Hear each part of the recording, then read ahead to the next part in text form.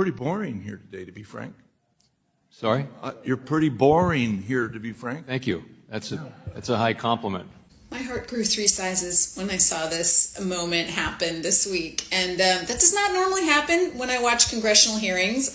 But in a world where everybody is trying so hard to be interesting and impressive and grab attention, Jerome Powell is trying to be ignored and boring. And that's quite simply because of his position, because he is one of the most powerful people on the planet. He heads the Federal Reserve, the central bank of the US, which is one of the most powerful institutions in the world. And so, yeah, Jerome Powell has zero to prove. He wants to be boring. And we want this too, because the Federal Reserve oversees the biggest market in the world, which is the market for US government bonds. And it's a huge part of how we fund our economy. It's a huge part of like where other countries put their money as a safe place. So the words that people in a Fed chair position say have impacts that are wild.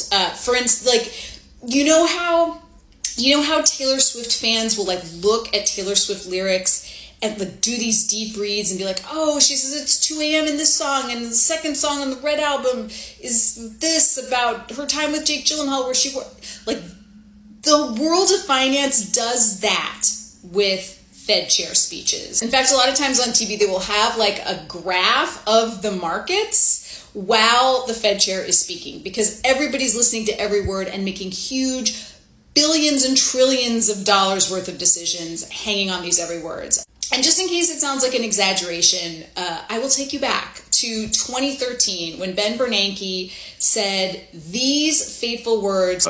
If we see continued improvement and we have confidence that that is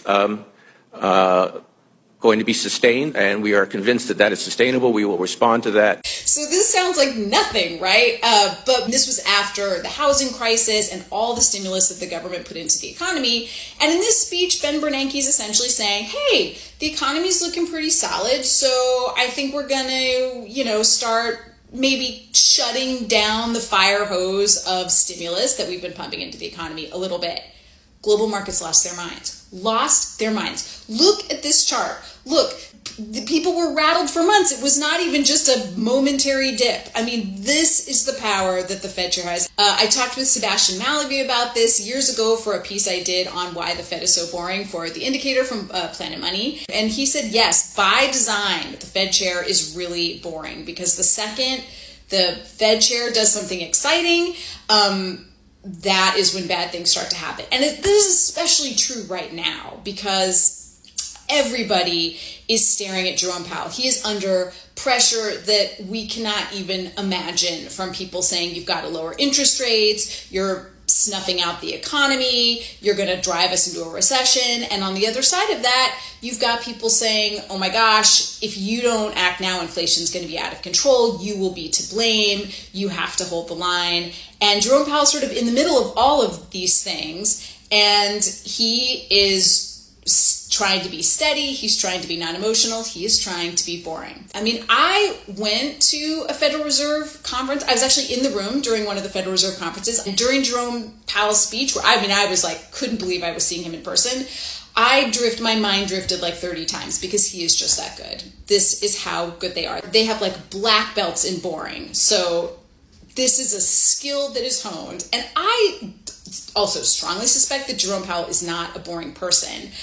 Case in point, he is very well known to be this huge Grateful Dead fan. He has been photographed at Grateful Dead concerts. The band has given him shout outs on social media for showing up. And so, I think Jerome Powell is probably an emotional and exciting and deeply unboring person, but he knows that it is his job to be boring. Honestly, like in this world, I feel like we could use a little bit more boring right now. I feel like boring is underrated.